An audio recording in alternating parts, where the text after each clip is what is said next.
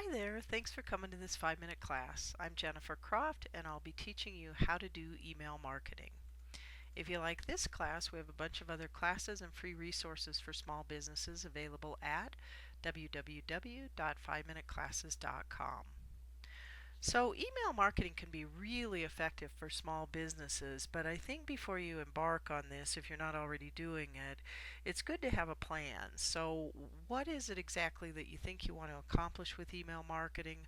Who are you going to send your emails to? How often will you send them? And what type of content will you include in them? These are some good questions to answer before you really get going. So the steps in the process are pretty straightforward. It involves gathering your names and addresses, potentially segmenting those into targeted lists, choose an email marketing company that you'll use to send out your emails, create a template or templates, create an editorial calendar, and always, just as with every type of marketing, track the effectiveness of whether or not it's working. So let's talk about that first step, which is to gather names and addresses. So you could include a sign up on your website. You could also add people that you meet while you're out and about. You can't buy a list or use someone else's list, or this violates spam rules. And also, as part of spam rules and regulations, you need to include a very clear unsubscribe option on all of your emails. And if you have some email addresses, but these are pretty old, you haven't sent anything to them in a while, you might want to clean up your list using a separate company. And I've got one on here for you. The datavalidation.com will do that for you for a pretty reasonable price. So how would you segment your mailings for targeting? And those could be segmented by date when you actually got them, maybe how you acquired the name, specific interests of these customers or clients or potential customers or clients, and or where they are. Are they prospects? Are they customers? Are they past customers, etc.? Those are some good segmenting tips. So you want to choose an email company. There's even several that offer free options. And so just go ahead and compare prices and features. And also you'll want to make sure that if you're going to have a newsletter sign up on your or an email sign up on your website, that the email company that you choose has a plugin or some compatibility. And I've listed some of the well-known companies here. The two real biggies are Constant Contact and MailChimp.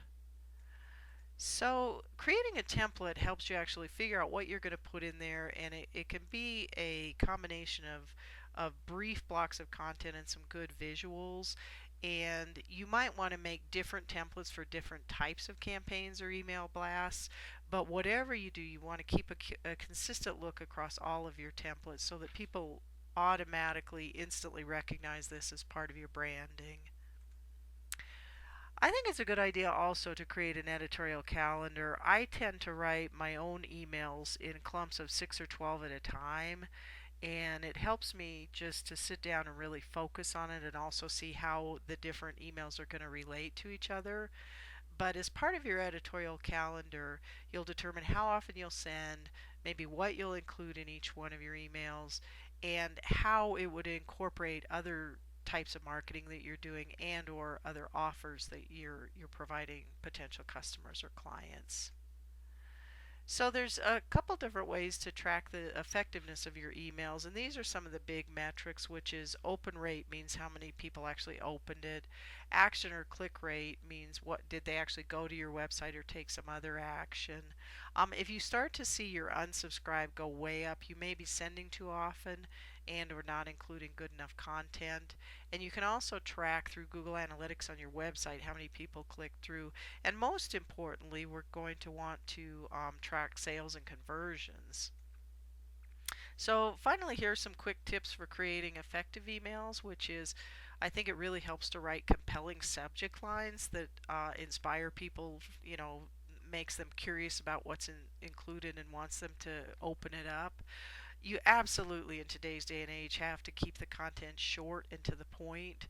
And I think it's a good idea also to provide something of value in every email, whether it's a tip or it's an offer, um, but something that makes people again think it's worth their time reading it.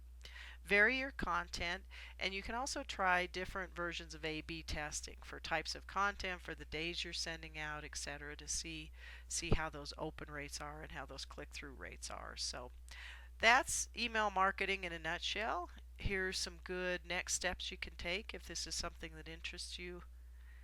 And we also have a worksheet that you can use that is just a marketing plan overall. And finally, we have a newsletter that you can sign up by going to our website. And so, thanks for coming to this class, and best of luck with your business.